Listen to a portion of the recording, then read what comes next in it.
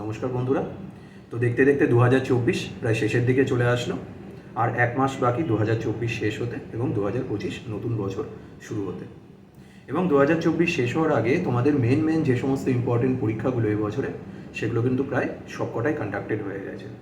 এক এক করে তোমরা প্রথমে সিজিএল, সিএইচএসএল, এমটিএস, তারপর তোমরা ক্যালকাটা হাইকোর্টের এক্সাম, তোমার পিএসসি ক্লার্কশিপ, এই টাইপের বড় বড় এক্সামগুলোতেও তোমরা পার্টিসিপেট করেছে এবং এই পরীক্ষাগুলো কন্ডাক্টেড হয়ে গেছে। তো এখন যেটা প্রশ্ন হচ্ছে, যার যে পরীক্ষাগুলোর জন্য তোমরা এই গোটা 2024টা জুড়ে প্রিপারেশান নিলে এবং সেই পরীক্ষাগুলো হলো, বা ধরো একটা দুটো পরীক্ষা এখনও বাকি রয়েছে, যেমন যদি আমি বলি এলপি টেকনিশিয়ানের পরীক্ষাটা বাকি রয়েছে বছরের মধ্যে, এর বাইরে বাকি সমস্ত পরীক্ষাগুলোই দেখতে গেলে কিন্তু 2025-এ। তো এখন তোমরা যারা স্টুডেন্ট রয়েছে, যারা চাকরির পরীক্ষাগুলোর জন্য পড়ছো, এই মুহূর্তে তাদের করণীয় কী? আমরা ক্লার্কশিপের মেন্সের প্রিপারেশান নেব, মিসলেনিয়াসের মেন্সের প্রিপারেশান নেব, পরবর্তী সিজিএল সিএইচএসএল এর প্রিপারেশান নেব, নাকি মাঝখানে এনটিপিসি রয়েছে, এনটিপিসির তোমার আন্ডার গ্র্যাজুয়েট লেভেল দুটোই রয়েছে, দুটোর জন্য প্রিপারেশান নেব? তো সেই নিয়ে আজকের এই ভিডিওতে আমরা ডিসকাস করবো যে আমাদের পরবর্তী কার্যক্রম কী হতে চলেছে। আমি প্রথমেই বলে রাখি, এই ভিডিওতে আমি কিন্তু ক্লার্কশিপের কোনো রকম কাট অফ প্রেডিক্ট করতে চলছি না, কিছু বেসিক সাজেশন দিতে চলেছি। যদি তোমরা ক্লার্কশিপের কাট অফ দেখতে চাও তাহলে তোমরা ভিডিওটা স্কিপ করে যেতে পারো। সবার ফার্স্টে আমি বলি, যে সমস্ত স্টুডেন্টরা পিএসসি ক্লার্কশিপ পরীক্ষায় পার্টিসিপেট করেছে এবং যাদের মোটামুটি ভালো পরীক্ষা রয়েছে, যেমন তোমরা নিশ্চিত থাকতে পারছো যে ক্লার্কশিপ প্রিলিমসটাকে তোমরা সফলভাবে উত্তীর্ণ হতে পারবে, তারা ক্লার্কশিপ মেন্সের কথা ভাবতে পারো। ক্লার্কশিপ মেন্স মানে, সেখানে আমরা জানি ক্লার্কশিপ মেন্স প্রিলিমসের থেকে পুরোপুরি আলাদা ধরনের। সেখানে 6খানা রাইটিং থাকে, 3টে বাংলা রাইটিং, 3টে ইংলিশ রাইটিং, এবং সেটার প্রিপারেশনও সম্পূর্ণ আলাদা ধরনের হয়। কীভাবে প্রিপারেশন নেবে, কোথা থেকে কী পড়বে, সেটা আমি নেক্সট ভিডিওতে তোমাদেরকে জানিয়ে দেবো খুব তাড়াতাড়ি। দেন মিসলেনিয়াসের প্রিপারেশনও একইভাবে তোমরা করতে পারো। কিন্তু যেটা বলার ইম্পর্টেন্ট সেটা হচ্ছে যে এই যে ক্লার্কশিপ বলি বা মিসলেনিয়াসের কথা বলি, এই পরীক্ষাগুলো যেহেতু সদ্য কন্ডাক্টেড হয়েছে, এর রেজাল্ট কিন্তু খুব একটা তাড়াতাড়ি আসবে না। আমরা যদি এর আগের বারের ক্লার্কশিপের কথাও দেখি, ক্লার্কশিপ হয়েছিল তোমার প্রিলিমস 2020 সালের জানুয়ারি মাসে, এবং সেটার তোমার মেন্স যেটা এক্সামটা, মেন্স এক্সাম হয়েছিল 2020 সালের ডিসেম্বর মাসে, মানে পুরো এক বছরের গ্যাপ। হ্যাঁ, সে বছর কোভিডের ব্যাপারটা ছিল। এবছর সেরকম কিছু না থাকলেও আমি যদি 6 মাসও টাইম ধরি, তাও মোটামুটি ধরে রাখো নেক্সট ইয়ার তোমার মে জুন মাসের আগে তো কোনোভাবে ক্লার্কশিপ মেন্স হওয়া সম্ভব নয়। সুতরাং আমি তোমাদেরকে বলবো, এই সময় ক্লার্কশিপ মেন্সের কথা না ভেবে যেটা ফোকাস করবে ইন বিটুইন যে সমস্ত এক্সামগুলো রয়েছে বেশি ইম্পর্টেন্ট, সেগুলোর দিকে একটু ফোকাস করতে। আমি একদমই বলছি না যে ক্লার্কশিপ মেন্সের তোমরা প্রিপারেশন ছেড়ে দেবে, তোমরা ক্লার্কশিপ মেন্সের প্রিপারেশন নেবে, কিন্তু তার পাশাপাশি বেশিরভাগ ফোকাস করবে যে এক্সামগুলোর দিকে। দেখো, সেগুলো রয়েছে তোমার এনটিপিসি রয়েছে সামনে। যারা তোমরা এনটিপিসির ফর্ম ফিল আপ করেছো জানো, এনটিপিসির গ্র্যাজুয়েট লেভেল এবং আন্ডার গ্র্যাজুয়েট লেভেল দুটোই হতে চলেছে, এবং হোপফুলি এনটিপিসির এই যে দুটো এক্সাম, সেটা যদি খুব বেশি দেরিও না হয়, তাও মোটামুটি এপ্রিল মে মাস নাগাদ আমরা এক্সপেক্ট করতে পারি। সিবিটি 1টার কথা বলছি, এবং যদি সব কিছু ঠিকঠাক থাকে তাহলে 2024-এর মধ্যে সিবিটি 2ও হয়ে যাওয়ার সম্ভাবনা রয়েছে। তাহলে আমাদের ফার্স্ট কাজ যেটা হবে সেটা হচ্ছে এই এনটিপিসি সিবিটি 1 এবং সিবিটি 2 এর জন্য নিজেদেরকে প্রিপেয়ার করা। সেকেন্ড কাজ যেটা বলবো সেটা হচ্ছে, যারা তোমরা এসএসসি সিজিএল পরীক্ষা দিয়েছো এবং টায়ার 2 এর জন্য প্রিপারেশন নিতে চলেছো, টায়ার 2 এর ডেট কিন্তু অলরেডি ডিক্লেয়ার হয়ে গেছে। সেটা কবে? সেটা হচ্ছে তোমার 18 থেকে 20 জানুয়ারি 2025-এর জানুয়ারি মাসে হবে। তো তোমরা এই মুহূর্তে মক টেস্ট দাও, রিভিশন দাও এবং সিজিএল টায়ার 2 এর জন্য প্রিপারেশন দাও। বাকিদের যদি কথা বলি, যাদের এই মুহূর্তে ইন হ্যান্ড এলপি টেকনিশিয়ান ছাড়া আর কোনো বড় পরীক্ষা নেই, বা সিজিএল টায়ার 2 ছাড়া আর কোনো পরীক্ষার সেরকম নেই, তারা কী করবে? তারা ফার্স্ট কাজ, তোমরা যদি বিগিনার হও, বিগিনার হলে তোমরা প্রত্যেকটা সাবজেক্টে, যেমন সেটা ম্যাথ হোক, সেটা জেনারেল নলেজ হোক, সেটা ইংলিশ হোক, বা সেটা রিজনিং, তার সিলেবাসটাকে কমপ্লিট করো। এটা আবার তোমরা তোমাদের প্রিপারেশন ফেজে বা রিভিশন ফেজে চলে এসো এবং এই টপিকগুলোকে কমপ্লিট করো। আমি যদি ধরে নিই তোমরা নেক্সট ইয়ারের সিজিএল অথবা সিএইচএসএল এর জন্য প্রিপারেশন নিচ্ছ, তাহলে কি করবে?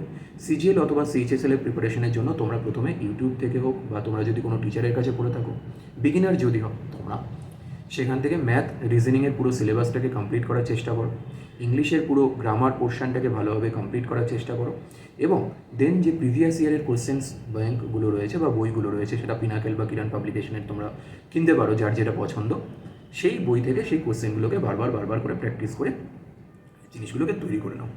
যদি তোমরা এমটিএসের প্রিপারেশন নিয়ে থাকো তাহলে কি বলবো, এমটিএসের প্রিপারেশনে আমরা জানি মেনলি মূলত দুটো সাবজেক্টের ওপর হয়, যেটা হচ্ছে তোমার জেনারেল নলেজ এবং ইংলিশ। তো কেউ যদি মনে করো 10th স্ট্যান্ডার্ডের পরীক্ষা তো ওপর কোনো রকম প্রিপারেশান থেকে হয়ে যাবে, তা কিন্তু নয়, তাহলে ভুল করছো।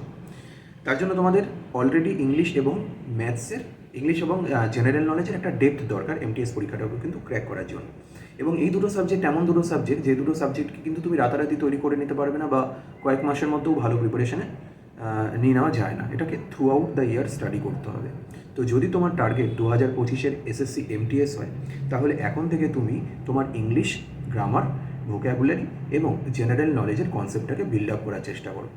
স্পেশালি জেনারেল নলেজের, ট্রেডিশনাল জেনারেল নলেজের পাশাপাশি যেটা তোমার স্ট্যাটিক জেনারেল নলেজ রয়েছে, কী করবে, সবার আগে এই সাবজেক্টগুলোর যে বেসিক থিওরি রয়েছে সেগুলোকে পড়ো, এবং টেক্সটবুক থেকে হোক বা অন্য কোনো বই থেকে হোক, যে কটা 2018 সাল থেকে আজ অবধি পরীক্ষা হয়েছে, সেই পরীক্ষাগুলোতে যতগুলো প্রিভিয়াস ইয়ারের পেপার রয়েছে, সব কটা পেপারের প্রশ্নগুলোকে খুব ভালো করে অ্যানালিসিস করো। আমি তোমাদের একটা জিনিস দায়িত্ব নিয়ে বলতে পারি, যদি তোমরা এই এসএসসি এমটিএসের কথাই বলি, যদি পুরোনো বছরের প্রশ্নগুলোকে খুব ভালো করে পড়ো, এবং যদি সেই জেনারেল নলেজের প্রশ্নগুলো সবকটা তোমার তৈরি থাকে, যদি তোমার জেনারেল ইংলিশের যে কটা প্রশ্ন আছে সেই সবকটা ইংলিশের কোয়েশ্চেনের কনসেপ্টগুলো তোমার ক্লিয়ার থাকে, এমটিএস পরীক্ষা কিন্তু তুমি পাস হয়ে যাবে। তার সাথে আরেকটু যদি ভালো করে এক্সট্রা প্রিপারেশন নাও, দেন হোম স্টেটও পেয়ে যেতে পারো। ঠিক আছে, তো গেল এটা এমটিএসের কথা, সিএইচএসএল এর কথা, সিজিএল এর কথা। সিজিএল এবং সিএইচএসএল এর জন্য যেরকমভাবে বললাম, আগে সিলেবাস কমপ্লিট করতে হবে তোমাকে। ম্যাথস, রিজনিং এগুলোতে তোমার ভালো আইডিয়া চাই। যদি তৈরি থাকে ম্যাথস এবং অ্যাডভান্স ম্যাথ, তার সাথে সাথে অ্যারিথমেটিক, এগুলো যদি তৈরি থাকে, তাহলে পিনাকেলের বই বা কিরান্সের বই থেকে ইমিডিয়েট সেগুলোকে সলভ করা শুরু করে দাও, কারণ এক্সাম আসার আগে তোমাকে কিন্তু এগুলোকে আরও রিভাইজ করতে হবে। আর ক্লার্কশিপ মেন্স এবং তোমার যারা টার্গেট করছো ক্লার্কশিপ মেন্সের পরীক্ষাটাকে, তাদেরকে বলবো তোমরা এখন থেকে দুটো তিনটে ছোটো ছোটো হ্যাবিট নিজেদেরকে বিল্ড আপ করো। ক্লার্কশিপ মেন্সের জন্য তোমরা তার আগেই, অনেক আগে তৈরি হয়ে যাবে। কী সেটা, একটু সকাল বিকেল নিউজ পেপার পড়ার চেষ্টা করো, English news paper as well as Bengali news paper. কেন, ক্লার্কশিপে দুটো প্রতিবেদন দেয়। তার সাথে পিকে দে সরকারের একটা বই আছে, যে বইটাতে English to Bengali, Bengali to English প্রচুর ট্রান্সলেশন রয়েছে। যদি তোমাদের কাছে সেই বইটা থাকে, সেই বইটার থেকে তোমরা এই ট্রান্সলেশনগুলোকে প্র্যাকটিস করতে পারো। রোজ একটা দুটো 1 ঘন্টা থেকে 1.5 ঘন্টা সময় রেখো তোমরা ক্লার্কশিপ মেন্সের প্রিপারেশনের জন্য। পাশাপাশি তোমরা বাকি সব পরীক্ষাগুলোর জন্য প্রিপারেশন নিতে পারবে। হ্যাঁ, যদি তোমার টার্গেট অনলি পিএসসি ক্লার্কশিপই হয়, হ্যাঁ, এবং তোমার মোটামুটি যদি তুমি দেখো যে তোমার মার্কস, এই যে পার্ট 1 যেটা পরীক্ষা হয়ে গেল প্রিলিমিনারি, সেখানে মোটামুটি 50 থেকে 55, বা এটা রিজার্ভ ক্যাটাগরি হলে, এবং যদি তুমি আনরিজার্ভ ক্যাটাগরি স্টুডেন্ট হও মোটামুটি 55+ মার্কস থাকছে, আমি বলতে পারি যে তোমরা মেন্সের প্রিপারেশন নেওয়া শুরু করতে পারো। কেন এই কথাটা বলছি, বিকজ পিএসসি ক্লার্কশিপের এখনও পর্যন্ত যেটুকু যা রিভিউ পাওয়া গেছে, তাতে কোশ্চেনটা এখনও হাতে পাইনি, সুতরাং বলতে পারবো না যে ঠিক কীরকম কী প্রশ্ন দিয়েছে, কতটা কঠিন বা কতটা সহজ। তবে ছাত্রছাত্রীদের মুখে শুনে যেটুকু বুঝতে পেরেছি, ক্লার্কশিপ কিন্তু এবার যথেষ্ট স্ট্যান্ডার্ড প্রশ্ন করেছে, এবং স্ট্যান্ডার্ড প্রশ্ন করার দরুন আগের বছরগুলোর থেকে কাট অফ কিন্তু এবছর তুলনামূলক অনেকটা কম যাওয়ার সম্ভাবনা রয়েছে। খুব কম না হলেও তুমি ধরে রাখতে পারো মোটামুটি 55 থেকে 60-এর মধ্যে থাকতে পারে জেনারেল কাট অফ।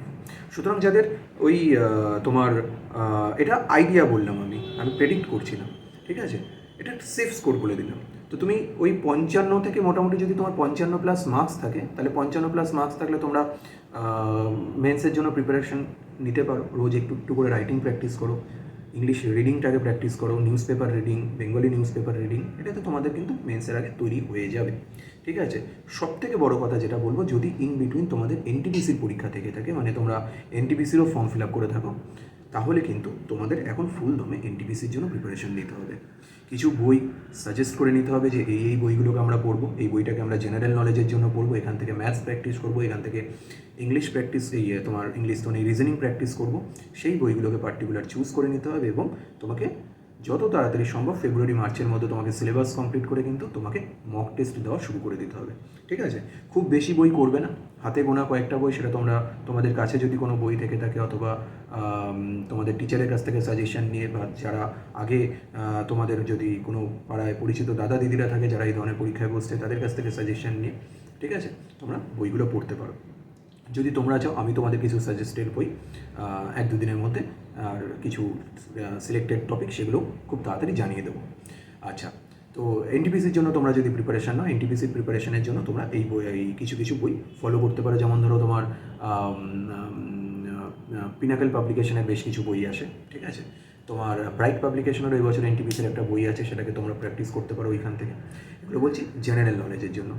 ম্যাথসের জন্য, রিজনিংয়ের জন্য যদি তোমরা বলো, ওই এসএসসির জন্য তোমরা যে বইগুলোকে পড়ছো এসএসসি প্রিভিয়াস ইয়ার, ওই বইগুলোকে পড়লে মোটামুটি তোমাদের এনটিপিসিরও এই জিনিসগুলো তৈরি হয়ে যাবে। অ্যাজ ওয়েল অ্যাজ তার সাথে তোমরা এনটিপিসির প্রিভিয়াস ইয়ারগুলোকে করে ফেলবে, কারণ খুব বেশি তো হয়নি, দুটো পরীক্ষা হয়েছে বড় জোর দেখতে গেলে এর আগে। তো সেই প্রশ্নগুলোকে তোমরা 21-22-এর প্রশ্নগুলোকে, এবং তার আগে যদি 15-16 সালে যখন এর লাস্ট, তার আগে এনটিপিসিটা হয়েছিল, সেটার প্রশ্নগুলোকে তোমরা যদি একটু প্র্যাকটিস করে নাও, সেটুকু তোমাদের জন্য এনাফ হবে এনটিপিসির প্র্যাকটিসের জন্য। এবং কারেন্ট অ্যাফেয়ার্সের জন্য যদি কথা বলি, কারেন্ট অ্যাফেয়ার্স এই মুহূর্তে তৈরি করার দরকার নেই এত তাড়াতাড়ি এনটিপিসির জন্য। কারেন্ট অ্যাফেয়ার্স আমি আমাদের চ্যানেলে রেগুলার আপডেট দিতে থাকবো, তোমরা সেখান থেকে কারেন্ট অ্যাফেয়ার্সটাকে সেই মুহূর্তে তৈরি করে নিতে পারবে। স্ট্যাটিক জিকেটাতে ফোকাস করবে এই কারণে, কারণ এনটিপিসিতে কিন্তু স্ট্যাটিক জিকে থেকে প্রায় আগের বারের কোশ্চেন অ্যানালিসিস করে দেখা গেছে 20-22 নম্বরের প্রশ্ন আসে। তো বলতে গেলে 40টা প্রশ্নের মধ্যে যদি 20-22টা প্রশ্ন আসে, তার মানে অলমোস্ট 50%। তো স্ট্যাটিক জিকে পোর্শনটাকে কিন্তু ভালো করে তৈরি করতে হবে, অ্যাজ ওয়েল অ্যাজ তোমার মেন্স লাইন যে ট্রেডিশনাল জেনারেল নলেজ রয়েছে সেইগুলো, ঠিক আছে। তারপর আর তো এইগুলোই থাকছে আমাদের নেক্সট স্ট্র্যাটেজি বিভিন্ন পরীক্ষাগুলোর জন্য। এর মধ্যে তোমরা যে যে পরীক্ষার জন্য প্রিপারেশন নিচ্ছ, সেই পরীক্ষার জন্য কারো যদি ডাব্লিউবিসিএস হয়ে থাকে, তাহলে বলবো ডাব্লিউবিসিএস প্রিলিমিনারি 2024 কখনো হবে এখনও বলা যাচ্ছে না, না তো তার নোটিফিকেশান এসছে, না কোনো রকম তোমার যেটা ইন্ডিকেটিভ নোটিফিকেশান পিএসসি পাবলিশ করে সেটাও এখনও জানায়নি। তাই ডাব্লিউবিসিএসের ব্যাপারে কিছু বলছি না, বাকি বিষয়গুলোর ব্যাপারে বললাম যেগুলো শিডিউল্ড এক্সাম থাকে প্রত্যেক বছর, এসএসসির এক্সামগুলো, CGL, CHSL, MTS selection phase. আর যেটা নেক্সট ইয়ার রয়েছে তোমার শিডিউল রয়েছে, সেটা হচ্ছে এনটিপিসি সিবিটি 1, তোমার গ্র্যাজুয়েট এবং আন্ডার গ্র্যাজুয়েট বোথ লেভেলের জন্য, এবং ক্লার্কশিপ মেন্স। এই পরীক্ষাগুলো তোমার 2025-এর শিডিউলে রয়েছে, এবং এগুলোর জন্য তুমি যেই পরীক্ষাগুলোর জন্য রয়েছো প্রিপারেশান নিচ্ছ, সেই পরীক্ষাগুলোকে সিলেক্ট করে কিন্তু এখন থেকে তোমাদের প্রিপারেশান শুরু করে দিতে হবে, ঠিক আছে। তো এই ছিল আজকের মূলত ডিসকাশন। থেমে থাকলে চলবে না, একটা যুদ্ধ শেষ হয়েছে, এখন তোমরা কিছুদিন, এক সপ্তাহ রেস্ট নাও, নিজেকে একটু রেস্ট দাও। এক সপ্তাহ পর থেকে পরবর্তী যুদ্ধের জন্য এবং পরবর্তী এক্সামের জন্য প্রস্তুতি শুরু করে দাও, ঠিক আছে। Thank you.